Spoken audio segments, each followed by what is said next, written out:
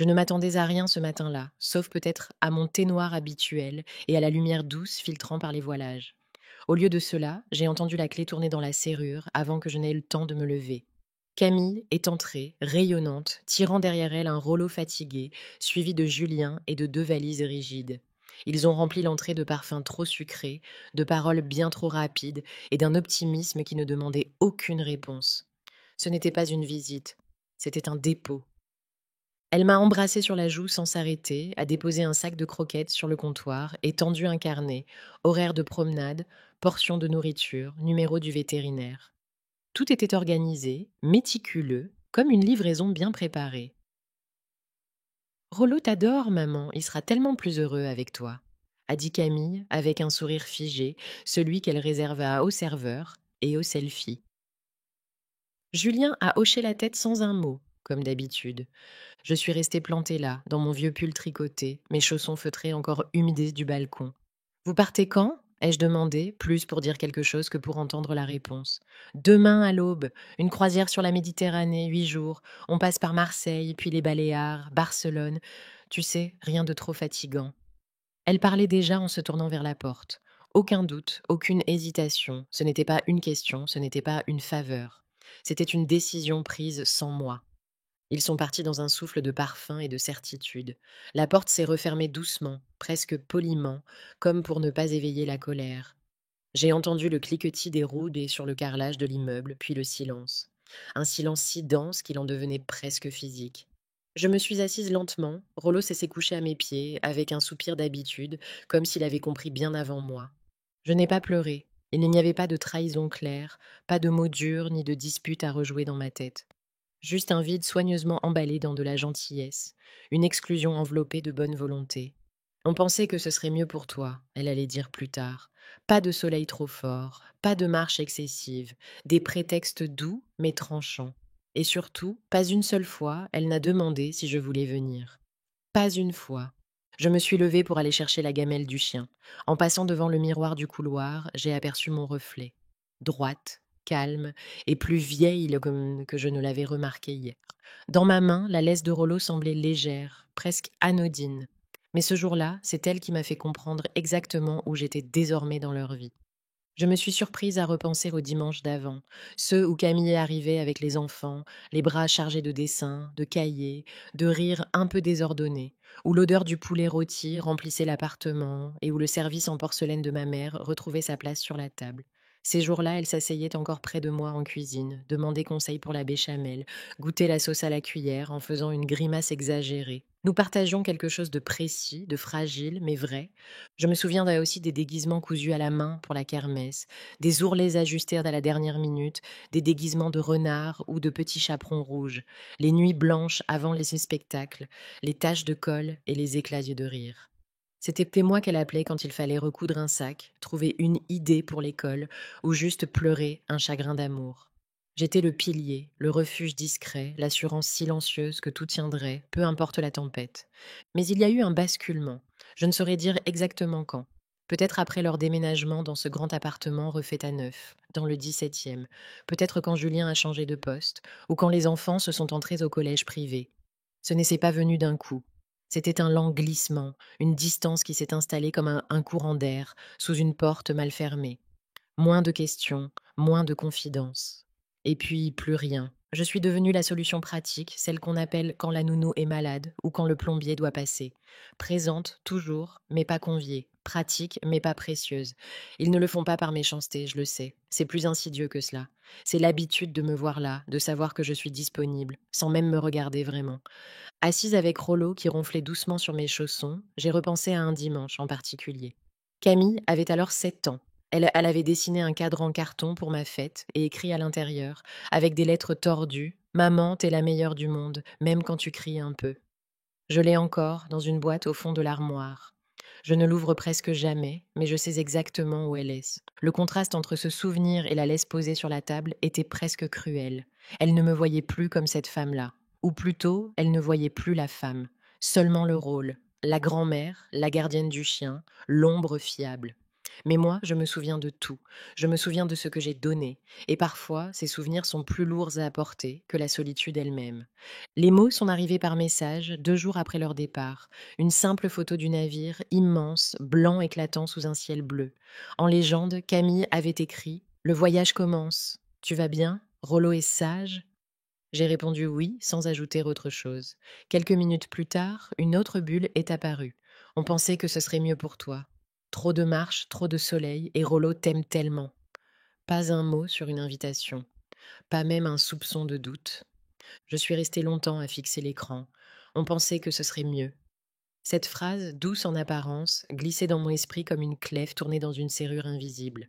Elle ne disait pas seulement qu'ils avaient décidé sans moi, elle disait qu'ils avaient décidé pour moi. Que mon rôle était défini, assigné, sans qu'on me le propose. Un choix emballé dans de la sollicitude. Et dans ce choix, il n'y avait pas de place pour mon avis. Je me suis surprise à relire le message plusieurs fois. J'essayais de trouver une intention malveillante, une pointe de cruauté. Il n'y en avait pas. Juste une certitude tranquille, presque bienveillante, que leur décision était forcément la bonne. Ils ne m'avaient pas oublié. Non, ils m'avaient pensé. Mais comme on pense à une plante qu'on arrose avant de partir en vacances. Par automatisme, par confort. Je suis allée dans la cuisine, j'ai préparé du thé et me suis assise avec Rollo, son museau posé sur mes chaussons. Je l'ai observé respirer lentement, ce vieux compagnon doux et fatigué. Il ne comprenait rien à tout cela, bien sûr. Mais il me rappelait un autre temps, une autre Camille, une petite fille qui m'écrivait des mots tendres, pas des messages polis. Une enfant qui cherchait mon regard, pas juste ma disponibilité. En regardant par la fenêtre, j'ai vu les tuiles rouges des immeubles voisins, les antennes tordues, les balcons fleuris par d'autres femmes de mon âge. Et je me suis demandé combien d'entre elles avaient reçu ce genre de message. Combien de fois la sollicitude avait servi de verrou. Combien de fois le mot mieux avait remplacé le mot libre. J'ai terminé mon thé et rangé mon téléphone. Ce n'était pas une tragédie, pas une gifle, mais c'était un effacement progressif, presque élégant. Et dans cette forme de disparition, il y avait quelque chose de plus dur encore à avaler. Ce n'est pas qu'ils m'avaient rejeté, c'est qu'ils avaient arrêté de me voir. Le matin, je me suis levée d'avant Rollo. Le parquet était froid sous mes pieds et l'air dans la cuisine sentait le thé de la veille. J'avais préparé son repas mécaniquement, les croquettes versées dans la gamelle émaillée que Camille m'avait laissée. Il a mangé sans hâte, avec cette placidité des vieux chiens qui ne sont plus pressés par rien. Je l'ai regardé en silence, puis j'ai ouvert les fenêtres. L'air frais de fin d'hiver est entré doucement, soulevant un coin du rideau. Les premiers jours ont suivi un rythme simple. Nourrir Rollo, l'emmener faire un tour dans le square à 2 rues, lire quelques pages d'un vieux roman, vérifier les plantes sur le balcon, repasser, recommencer. Rien de nouveau, rien d'étrange. Pourtant, quelque chose flottait, un changement subtil dans le silence. Avant, ces moments de calme me reposaient. Maintenant qu'il m'interrogeait, ce n'était plus un silence choisi, mais imposé. Je me suis surprise à parler à haute voix, parfois, juste pour entendre un son. On y va, mon vieux disais-je à Rollo en attrapant sa laisse. Il me regardait, clignait des yeux, remuait un peu la queue. Nous descendions lentement les escaliers, car l'ascenseur est trop secoué pour lui maintenant. Et dans la rue, c'est lui qui choisissait le chemin. Parfois à gauche vers la boulangerie, parfois à droite vers les allées pavées. C'est au détour de l'une de ces balades que j'ai vu l'affiche à l'arrêt de bus. Explorer les Alpes en train, une aventure paisible entre neige et sommet. Une image simple. Un wagon rouge serpentant entre les montagnes, un couple âgé souriant, une tasse de chocolat chaud entre les mains. J'ai senti quelque chose remuer en moi. Un souvenir. Un désir ancien, une idée oubliée. Pendant le reste de la promenade, je suis restée silencieuse, le cœur battant un peu plus vite. Ce n'était pas un rêve extravagant, juste une envie, une possibilité que j'avais jadis effleurée, mais vite rangée. Parce que Camille avait eu la grippe, parce que les petites avaient besoin d'un costume pour le carnaval, parce qu'il y avait toujours une bonne raison de ne pas partir. Ce jour-là, j'ai marché plus longtemps que d'habitude. Rollo suivait mon rythme, ou peut-être était-ce moi qui suivais le sien. Le square s'est éloigné, les rues sont devenues plus calmes. J'ai senti mes pensées se déplacer, lentement mais sûrement. Et le silence de l'appartement, celui que j'avais tant redouté, m'est soudain apparu sous un jour nouveau. Ce n'était pas un vide, c'était un espace. Il y a des rêves qui ne font pas de bruit quand ils s'éloignent. Ils ne claquent pas la porte. Ils s'effacent lentement jusqu'à devenir flous, presque irréels. Pour moi, c'était ce voyage en train dans les Alpes. Juste quelques jours, une chambre simple dans une auberge en bois, des petits déjeuners au pain frais, du silence neigeux derrière les vitres. Je me souviens avoir découpé un article sur cette ligne ferroviaire panoramique il y a plus de 15 ans. Je l'avais glissé dans un tiroir entre une vieille photo de Camille enfant et une carte postale jamais envoyée. Je me rappelle très bien pourquoi je n'y suis jamais allée. Cette année-là, Camille avait eu besoin de moi. Il venait de se séparer du père des enfants, les garçons étaient encore petits, et elle était submergée. Alors j'ai annulé l'idée. Pas le cœur brisé, juste convaincu que c'était le bon choix. Je me suis dit, plus tard. Un mot dangereux, plus tard. Il donne l'impression qu'on contrôle encore quelque chose, mais souvent il sert seulement à enterrer doucement ce qu'on aurait voulu pour soi. Et pourtant, ces derniers jours, l'image du train dans la montagne revenait me hanter, discrète mais persistant. Je l'imaginais traversant des forêts gelées, longeant des lacs sombres, s'arrêtant dans des gares minuscules. Je n'avais pas besoin de compagnie, je voulais juste sentir que j'existais ailleurs, que j'étais encore capable de vouloir, de décider, de partir. Un après-midi, alors que Rollo dormait profondément dans son panier, j'ai ouvert l'ordinateur. J'ai tapé Train panoramique Suisse-Alpes-Hiver. Les résultats sont apparus comme une bouffée d'air froid. Images nettes, tarifs, dates disponibles. Rien d'insurmontable, rien d'impossible. J'ai hésité, puis j'ai fermé l'ordinateur, et je l'ai rouvert 1 heure plus tard. Ce n'était pas de la peur, c'était autre chose, une sorte de loyauté mal placée, comme si partir seul, maintenant, était un acte d'égoïsme. Mais à qui avais-je encore besoin de prouver que j'étais disponible? Qui m'avait consulté avant de décider que ma place était ici, entre les gamelles et les messages polis? Personne. Et soudain, j'ai compris que cette absence de questions était en soi une réponse. Je suis restée là, le doigt suspendu au-dessus de la touche, réservé. Rollo a émis un petit grognement dans son sommeil, comme un encouragement involontaire. Alors j'ai cliqué. Ce n'était qu'un clic, mais il portait le poids de tous les plus tard que j'avais laissé passer. Il m'a fallu 2 jours pour finaliser la réservation. Pas à cause d'un obstacle logistique. Tout était simple. Date disponible, tarif senior, petit déjeuner inclus, chambre simple avec vue sur la vallée. Non, ce qui me retenait, c'était l'idée même de me choisir moi, de m'autoriser, sans justification, à occuper de l'espace, à faire un pas sans que ce soit pour rendre service à quelqu'un. C'était un geste minuscule, mais j'en mesurais la portée. Le matin du 2e jour, j'ai préparé une tartine au miel, fait couler du café, puis je suis allée m'asseoir devant l'ordinateur. La lumière grise de février filtrait à travers les rideaux. Rollo ronflait doucement. J'ai rouvert le site. Mon doigt ne tremblait pas, cette fois. J'ai sélectionné une chambre, un billet en seconde classe. Assez confortable, mais discret. Comme moi. J'ai rempli mes coordonnées, vérifié 3 fois les dates, et j'ai cliqué sur Confirme. Confirmé. Le message de validation est apparu en vert, tranquille et sans tambour. C'était fait. Je n'ai rien dit à personne. Pas par honte, mais par nécessité. C'était mon moment, mon secret. Je voulais savourer ce choix sans l'abîmer sous des regards surpris ou des commentaires déguisés. Je n'avais pas envie qu'on me dise que j'étais courageuse ou que j'allais m'ennuyer seule. Ce n'était pas ni un acte de bravoure, ni une fuite. C'était un retour à moi-même. Je suis allée chercher mon calendrier mural, celui où je note les rendez-vous médicaux et les dates d'anniversaire. J'ai pris un feutre rouge et j'ai entouré la date du départ. Pas de mots, pas de nom, juste un cercle, une promesse faite en silence. Je l'ai regardé un instant, puis je l'ai accroché à nouveau. Rollo s'est étiré, m'a jeté un regard endormi et s'est rendormi aussitôt. Il ne savait rien, bien sûr, mais sa simple présence me rassurait. J'ai commencé une liste mentale de ce que j'allais emporter. Pas grand-chose, un manteau chaud, 2 pulls, des chaussures solides, un livre peut-être, et mon carnet. Je n'avais pas envie de valise à roulettes, ni de bagages trop imposants. Juste ce que je pouvais porter moi-même, sans aide, sans attente. J'ai ouvert le placard, tiré une petite valise rigide que je n'avais pas utilisée depuis longtemps. Elle sentait un peu le renfermer, mais elle était intacte. Ce soir-là, j'ai dîné seule comme d'habitude, mais avec une légèreté inhabituelle. Ce n'était pas une joie bruyante, plutôt une clarté tranquille, une respiration plus large. J'allais partir. Pas pour fuir, pas pour faire un caprice, simplement pour me rappeler que j'existe ailleurs que dans leurs emplois du temps. Je savais que je ne pouvais pas partir sans penser à Rollo. Il avait beau être paisible et peu exigeant, il restait une vie sous ma responsabilité. Je ne voulais pas l'abandonner, ni confier sa garde à quelqu'un qu'il verrait comme une contrainte. Il méritait mieux que ça. J'ai donc pensé à Madame Blumenthal, ma voisine du 4e. Une femme discrète mais chaleureuse, toujours prête à rendre service, qui s'arrêtait souvent pour gratouiller Rollo derrière les oreilles. Un matin, je l'ai croisée dans l'escalier, les bras chargés de journaux et de poireaux. Je lui ai parlé de mon projet, simplement, sans trop de détails. Son visage s'est éclairé immédiatement. Mais bien sûr, ce serait un plaisir, j'adore ce vieux bonhomme.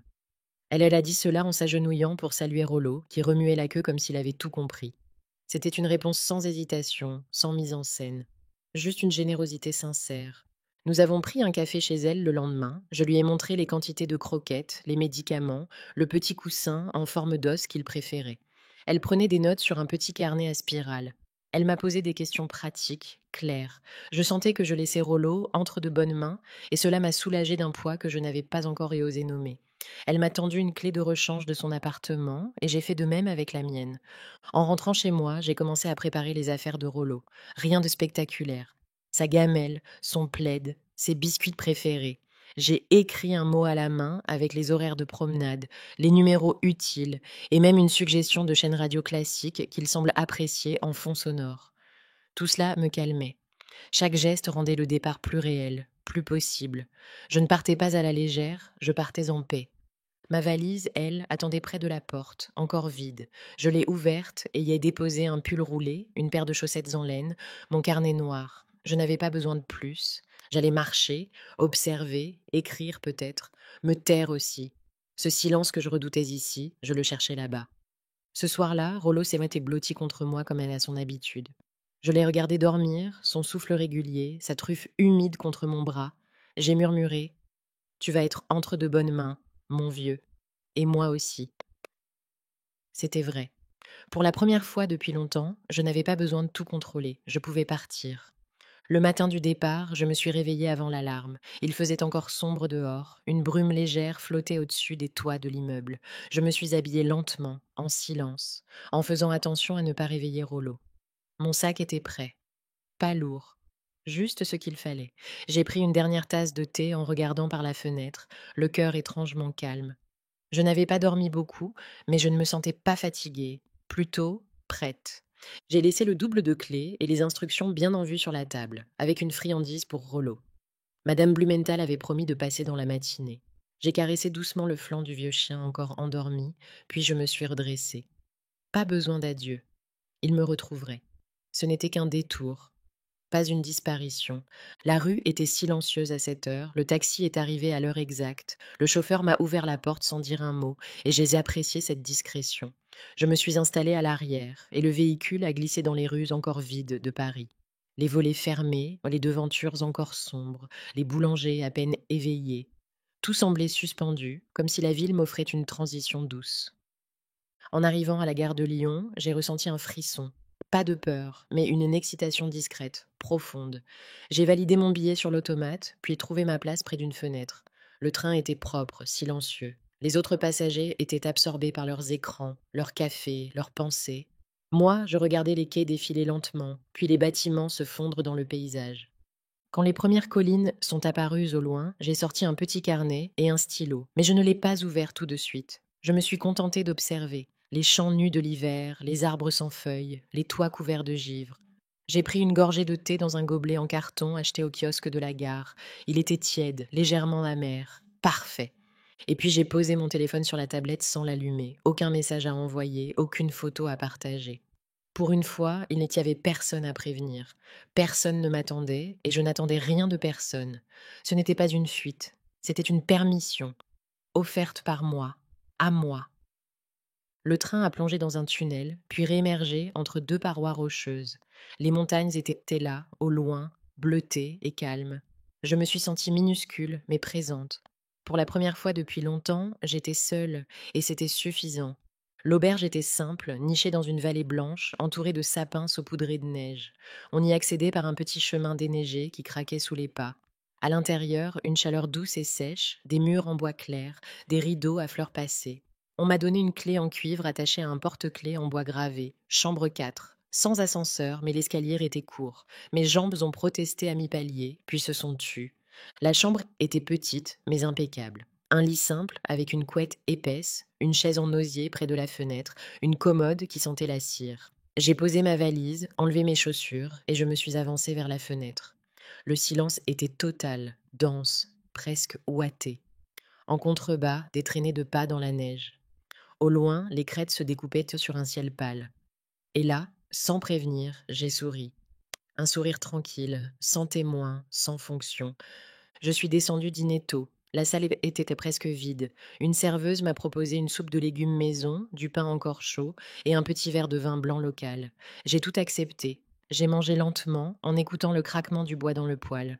Personne ne m'a demandé ce que je faisais là. Personne ne m'a regardé trop longtemps. C'était un anonymat bienveillant, presque tendre. Après le repas, je suis remontée dans ma chambre, à y allumer la petite lampe sur la table de chevet et me suis installée dans la chaise près de la fenêtre. Dans ma valise, j'ai retrouvé une carte postale vierge que j'avais glissée sans trop savoir pourquoi. Une illustration sobre. Une montagne, une ligne de train rouge, un ciel clair. J'ai pris mon stylo et écrit une phrase, courte, presque légère.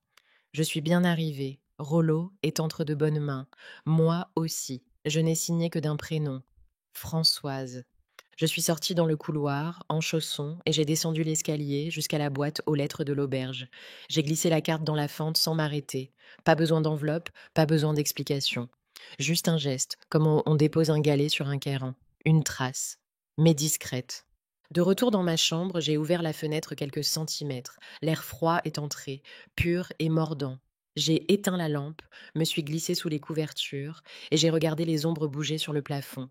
Je n'ai pas pensé à Camille ni à Julien. Je n'ai pas pensé aux chiens ni aux messages. Mon esprit flottait, libre comme allégé. Cette chambre n'était pas grande, mais elle suffisait. Quand Camille est rentrée de la croisière, l'appartement était silencieux. Rollo n'était pas là pour l'accueillir. Pas de bruit de gamelle, pas de queue battant contre le parquet. Elle a posé sa valise dans l'entrée, un peu trop vite, les roulettes cognant contre le mur. Julien la suivait, fatigué, une veste sur le bras. Ils ont appelé une fois, puis deux. Rien.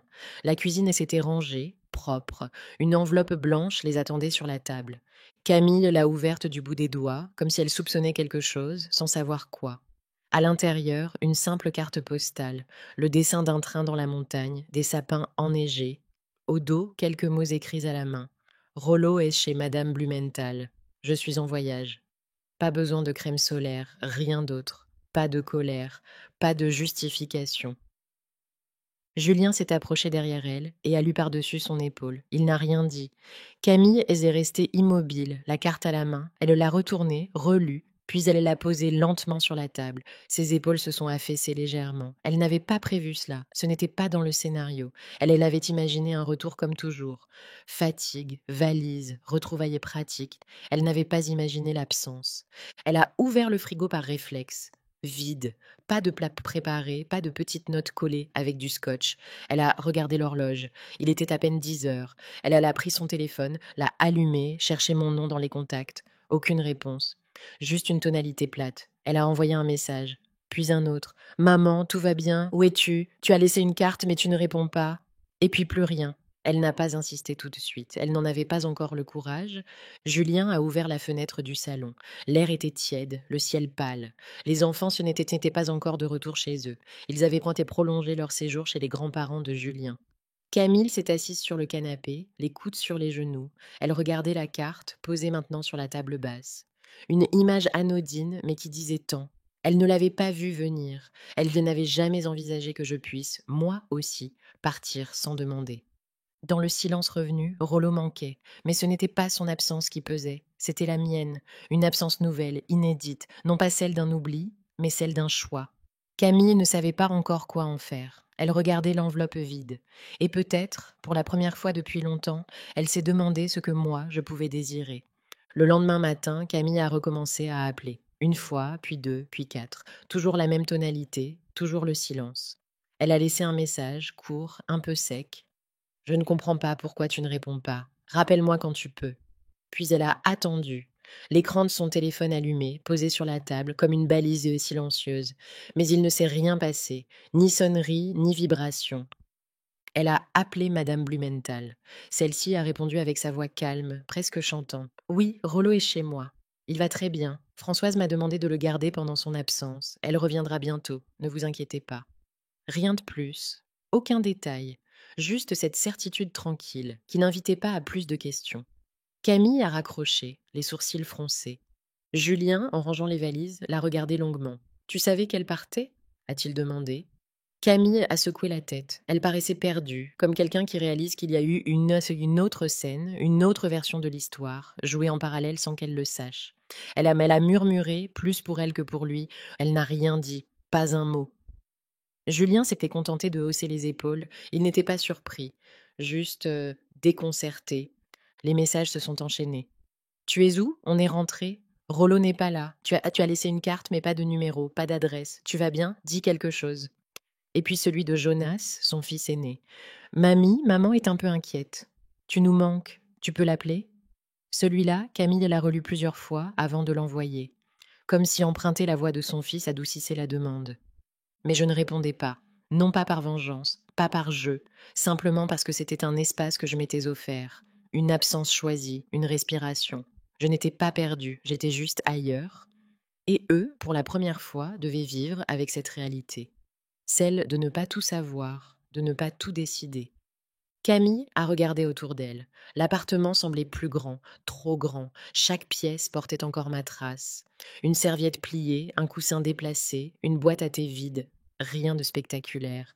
Mais tout témoignait d'une présence constante, désormais suspendue. Ce n'était pas le vide qui l'inquiétait, c'était de réaliser qu'elle n'avait jamais envisagé que je puisse le créer moi-même. Le téléphone n'a pas sonné ce jour-là, ni le suivant, et dans ce silence nouveau, une question s'est installée.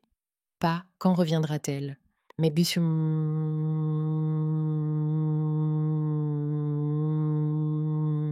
depuis quand avait-elle commencé à partir? Je suis rentrée un mardi après-midi, une semaine jour pour jour après mon départ. Il faisait gris, l'air avait cette odeur d'asphalte mouillé et de linge propre.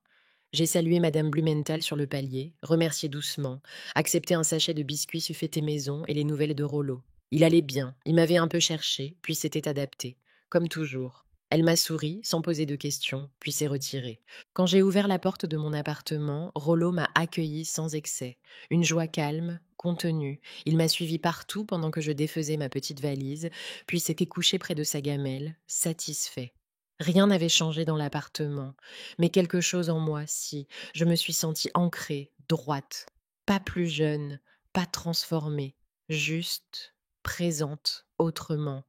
Ce soir-là, Camille est passée, seule. Elle tenait un bouquet de fleurs trop vives, presque artificielles. Elle alla frapper doucement, comme si la porte n'était plus tout à fait la sienne. Je l'ai laissée entrer, elle alla poser le bouquet sur la table de la cuisine, à regarder autour d'elle, mal à l'aise. Rollo a levé la tête, puis s'est rendormi. Elle s'est assise, sans que je l'invite. Et le silence s'est installé. Elle m'a demandé si j'avais passé un bon séjour. J'ai répondu oui, simplement. Elle a hoché la tête, elle a commencé une phrase, puis l'a abandonnée. Il n'y avait pas d'angle, pas de reproche possible, pas de blessure clairement désignée à penser, juste une absence qu'elle n'avait pas su nommer à temps. Elle a tenté un sourire, mais il était resté coincé dans le coin de sa bouche. Je l'ai remerciée pour les fleurs, suis allée chercher un vase, les ai mises dans l'eau. Elle n'a pas proposé de rester, et je n'ai pas proposé non plus. Quand elle s'est levée, elle a hésité un instant près de la porte, comme si elle attendait une phrase, une reconnaissance, une ouverture. Mais il n'y en avait pas. Je n'avais pas fui, je n'avais rien à expliquer. Elle est faite partie avec un à bientôt trop léger. J'avais refermé doucement la porte, sans colère, sans soulagement, juste avec la sensation d'avoir récupéré quelque chose, ma place, mon silence, mon rythme. Pas besoin de confrontation, pas besoin de discours. La distance s'était faite, non pas en criant, mais en s'éloignant lentement, comme une marée qui ne revient pas au rivage. Rollo s'était glissé contre mes jambes. J'ai caressé son dos, ses poils doux et tièdes. Dans ce calme retrouvé, je n'avais rien à prouver, ni à pardonner, ni à expliquer. J'étais chez moi. Le soleil de fin d'hiver réchauffait timidement les dalles du balcon, pas brûlant, pas insistant, juste une lumière douce, oblique, qui glissait sur mes mains posées autour de ma tasse de thé. Rollo dormait à mes pieds, le museau tourné vers la rambarde. Par moments, ses pattes frémissaient comme s'il poursuivait quelque chose dans ses rêves. Le silence n'était plus un vide. C'était devenu un espace de choix, un écrin pour mes pensées. J'étais bien. Je m'étais remise à écrire, un peu. Pas pour raconter, pour noter des impressions, des souvenirs, des sensations. Le froid du métal dans le train, le goût du vin blanc dans l'auberge, l'odeur de cire dans la chambre. C'était maigre, mais c'était à moi. Il n'y avait personne pour corriger, commenter, organiser, et ça suffisait. Pour la première fois depuis longtemps, je ne vivais pas en marge des vies des autres. Je vivais la mienne, même à petite échelle. Sur le mur, le calendrier était là, ouvert à la nouvelle page. Le cercle rouge du dernier voyage barré d'un trait net. Juste en dessous, un autre jour entouré en bleu. Pas encore une destination, pas encore une décision, mais une ouverture, une possibilité.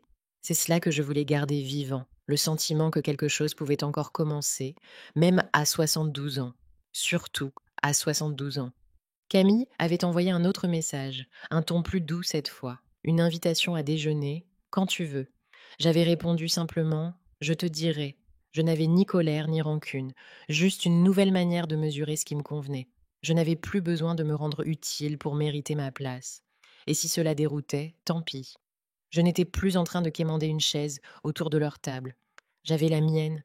Je me suis levée et arrosé les plantes, vérifié les boutons d'or en bourgeon. L'air sentait la terre humide et la promesse. Une voisine a fait un signe depuis son balcon. J'ai répondu d'un sourire, puis je suis rentrée, Rollo me suivant, tranquille.